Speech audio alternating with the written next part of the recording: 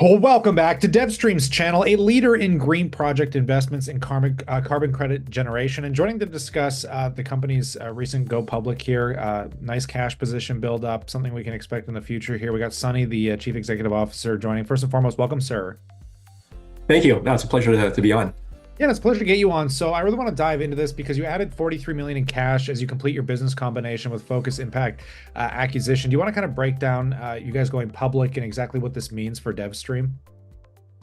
Yeah, so maybe just kind of give a little bit of background on DevStream. I think that would help some of your new audiences or ones that are new to DevStream. But the way to look at it is DevStream is in the business of environmental assets with an initial focus on carbon credits. And the market itself, which a lot of people aren't familiar with, well, the carbon credit market alone is already $1 trillion market. So that's a trillion with a T. And what makes it even more exciting is that it's expected to more than double to 2.68 trillion by 2028. And the reason why it's so massive and still growing is because it's relevant to every organization, company, and country in the entire world. That's because carbon credits are a financial tool to help address climate change, and climate change is relevant to everyone. So when you hear, about all these companies or countries making net zero goals, almost all of them either are purchasing credits or will need to purchase credits in order to meet these goals. And so where DevStream comes in play is that, well, first of all, we are considered to be one of the leading experts in the carbon market. And we are the first and only carbon company on NASDAQ. And that was the importance of our SPAC merger with Focus Impact. DevStream has three pillars of business where we generate revenue.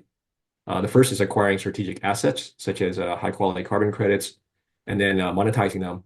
And we've acquired roughly 3.7 million carbon credits in our portfolio that we own today. And most of these credits are running for anywhere between $5 to $25, for example. So you can get a good idea of some of the values. And then our second pillar is where we invest or acquire strategic projects. And one example is the acquisition of a 50% stake in the Monroe sequestration project, which you can touch on in a second as well. And then our third pillar is where we identify companies with technologies or activities that are eligible to generate carbon credits, and we become their exclusive manager to generate the credits on their behalf. We then get paid by retaining 25% of the asset stream for the entire life of the project. So there's no cost for these companies upfront, so there's zero risk. But we're bringing streams of revenue, which sometimes they don't even see or are even aware of, to help really drive their technologies or their activities moving forward. And for us, this pillar is extremely profitable because we're not investing in the projects or the technologies themselves. We're just helping generate the carbon credits on their behalf. And again, we keep 25% of it. Yeah, I think you did that in a very digestible way, and I wouldn't mind kind of looking at a couple of aspects of that. As you mentioned, you're acquiring that 50% stake in that carbon sequestration hub facility. Do you want to expand on exactly what that means? Yeah. So the Monroe sequestration project, these are legacy oil and gas fields, and we're talking a significant size, roughly about 500,000 acres. So it is one of the largest in North America. And what we're using for that for is taking fugitive gas and emissions that would normally go into the environment and sequestering into the legacy oil and gas fields. Because of the size, this can hold up to 260 million metric tons of CO2 and other greenhouse gases. The reason that is significant is there's several ways that we will be able to generate revenue from that. Number one is through carbon credits, and these will be sequestration credits. And then the second is a tax credit called 45Q. So for every ton that's sequestered, we can get $85 in tax credits. And then for the carbon credits, again, sequestration credits is running anywhere between $45 and above. So, start doing the math, it gets pretty interesting when you're talking about 260 million tons capacity. Yeah, and I think, like you said, it's kind of incredible that the different businesses that you're touching here, because you also purchased 1.2 million carbon credits for that conservation of a 200,000 hectare of Amazon territory. Do you want to, break some of that down as well?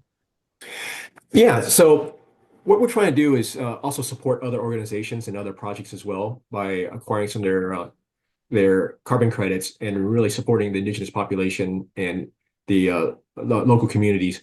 And then from there, adding on our expertise, we vet these types of credits out and making sure that they meet all the important criteria to make it viable. And also for companies who are looking to buy carbon credits, there's been issues of reputational risk where they're buying projects that have fraudulent activities where the quantifications of the carbon impact aren't exactly accurate.